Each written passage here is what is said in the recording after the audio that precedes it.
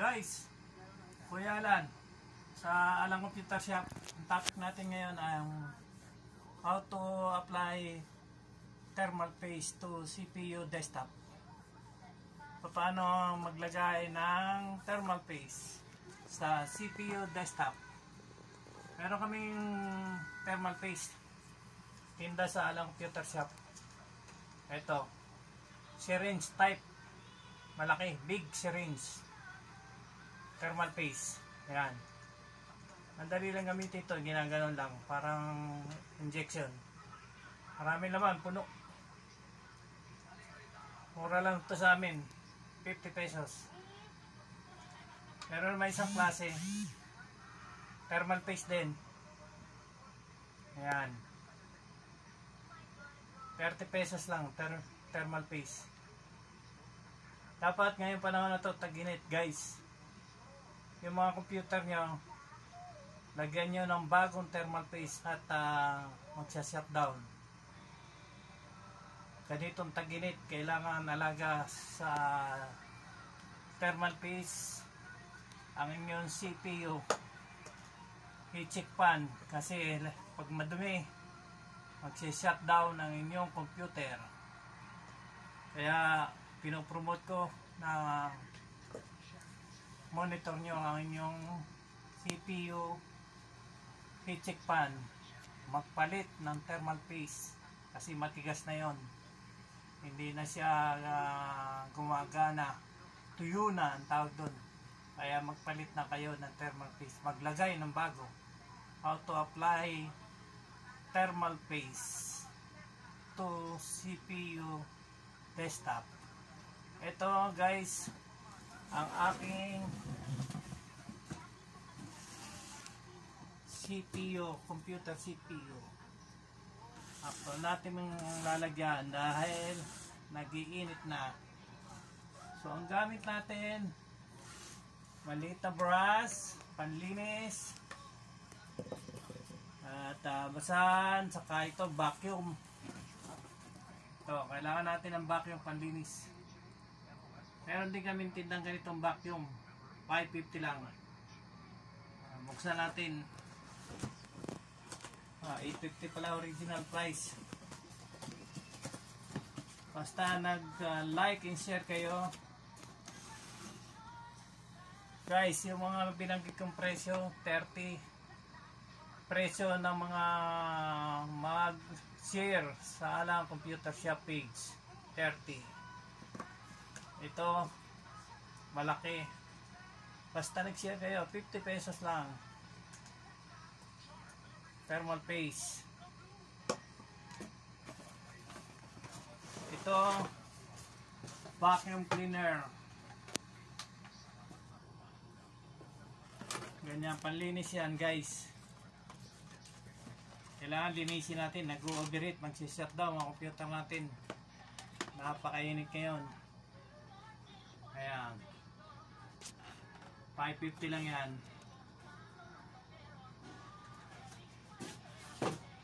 So umpisa natin, bubuksan natin ang CPU. Ang tawag dito CPU casing. Ay, buksan na natin. Buksan natin para malinis.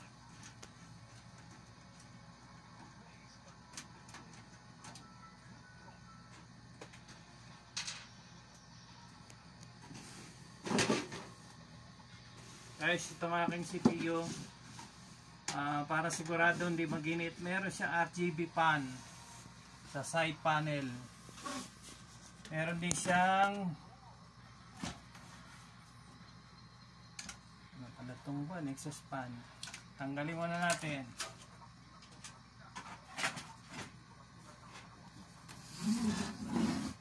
Guys, ito ang CPU heatsink fan. Tuturo natin paano pagtanggal.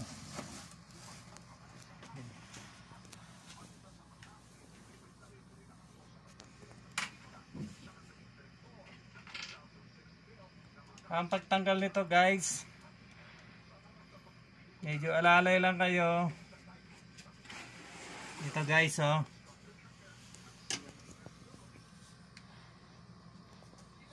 Dito, tatanggalin dito. May kwento itong lock. Ayan.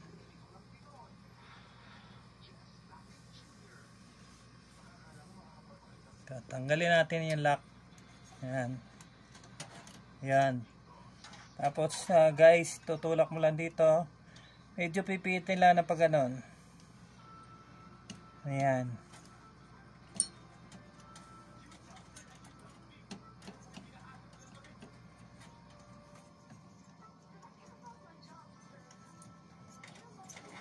Ayan, tanggal na natin. Ayan guys, oh, halos wala na, oh. Tanggalin natin dito. Guys, ito medyo malinis pa to. Yung iba kasing mga sa PCNet, puro alikabok na to. Ito kasi nasa aircon. Hindi natin kailangan bombahin. Malinis pa siya, almost bago. Kasi nasa loob siya ng aircon ng kwarto. Yan. So guys, ang gagawin natin, first step, ilinisin natin to. Yan. Pero bubombayin natin ng konti ng vacuum. May panlinis kayo ng towel na ganito malinis. Saka nyo alisin yung matitira. Ganyan guys.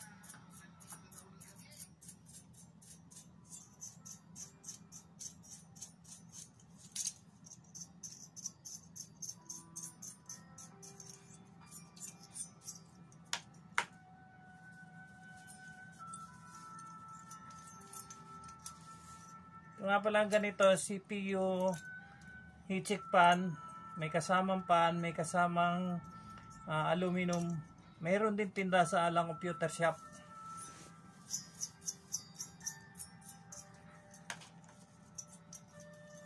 Pwede kayong bumili. 260 lang. Basta i-share nyo lang ako, meron kayong less 10%. Ganito. Yan. Nalinis na natin yan.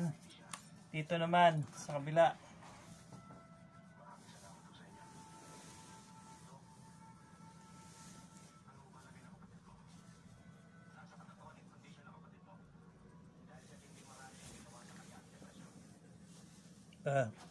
Linisin natin to. Ito yung processor. Yan. Manipis na siya. Yan, malinis na. Babrasin natin yung gilid, yung mga nilinis natin.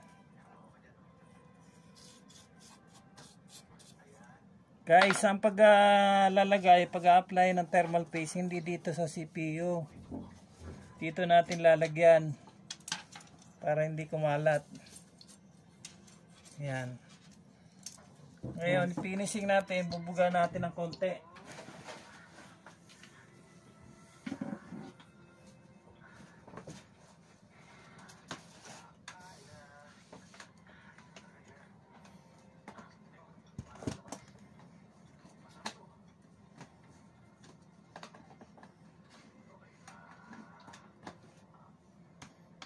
Guys, oh, tingnan nyo. Bubuga natin ng konti.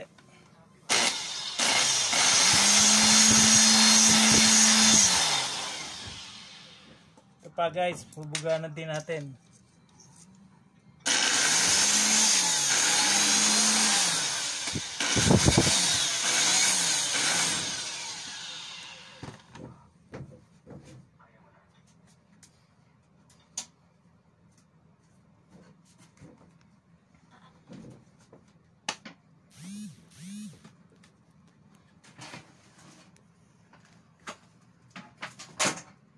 Guys, malinis na.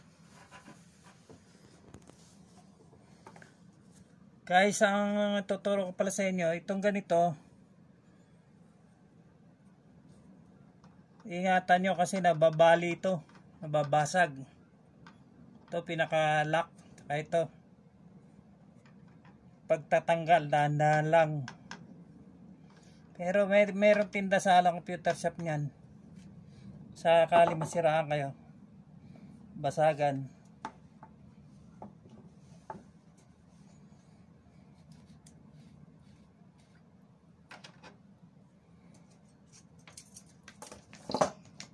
Guys, ito ang pag-a-apply niyan. Konti lang ang pang-apply. Kung may screwdriver kayo, ganito lang oh.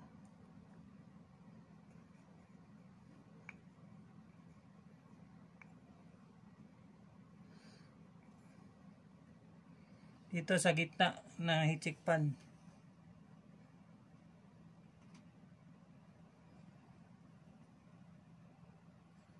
Yan guys, kasi laki lang ng mais, buti lang mais. Sasagit ng gitna, para pag press nyo, kakalat siya, lapad na siya. Huwag masyadong marami yung nanggigitata. Kasi kakalat dito, babara.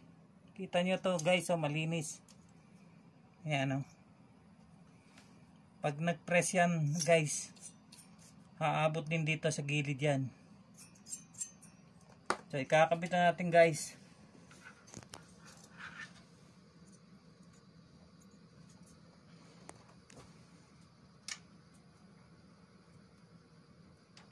Guys, huwag nyo palang kakalimutan muna ikabit ito. Baka makalimutan nyo kabit. Hindi, andar yan.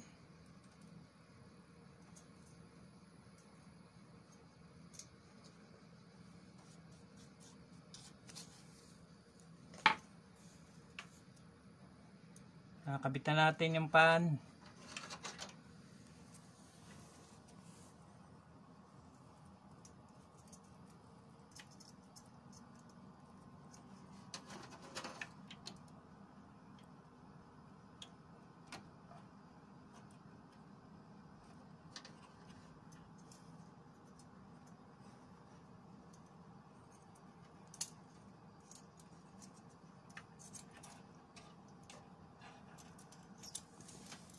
Guys, tinala nyo kung maglalak. Yan. Susundan nyo yung lock dito.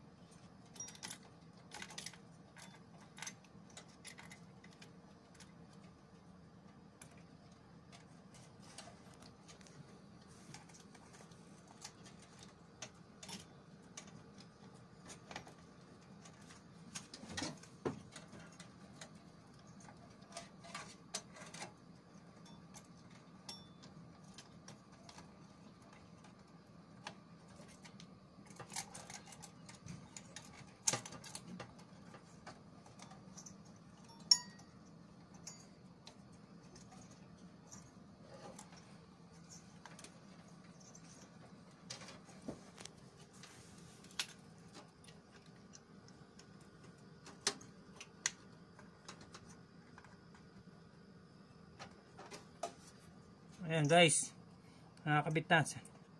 Galaw-galawin nyo kayo, angat-angatin nyo kung sigurado nakalak dito. Nakakapa naman dito kung pumasok yung pin. Yung lock. Ayan guys, ganyan lang pagpapalit ng pag-a-apply, paglalagay ng thermal paste. Tsaka malinis pa to guys. Palit lang tayo ng thermal paste at mainit. Ayan guys. Ayan, malinis. Ayan, hindi gumagalaw. Sigurado yung nakasaksak. Okay na guys. Yan ang paglagay, pag-apply ng thermal paste sa CPU heatsink fan, CPU ng desktop computer.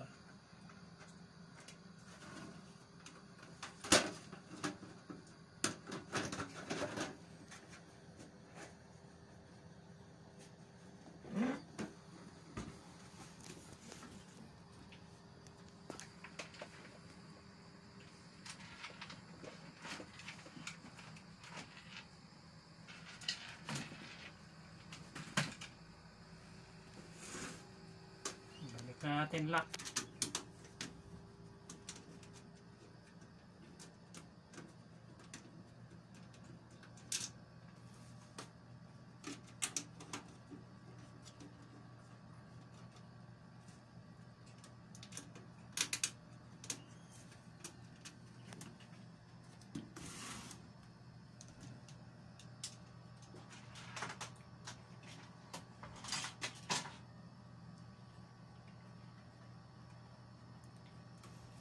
Guys, thermal paste ang ating topic ngayon. How to apply thermal paste sa CPU.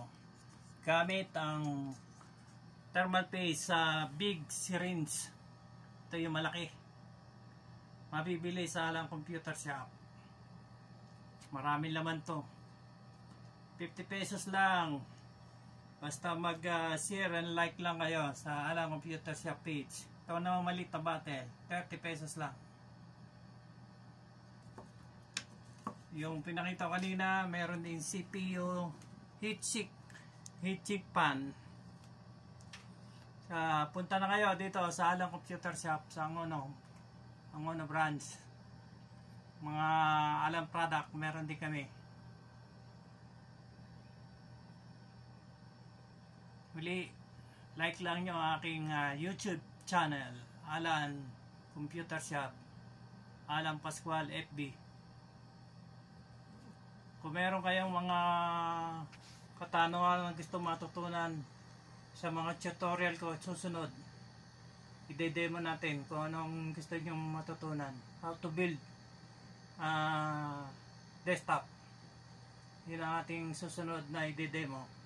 Magbubuo tayo ng isang computer sa aking mga tinda. Pagka-assemble, how to build from step 1, paglagay ng memory, paglagay ng processor, paglagay ng power supply, motherboard, processor, hanggang mabuo siya, SSD. Didemo natin. So guys, until next demo ng Alan Computer Shop.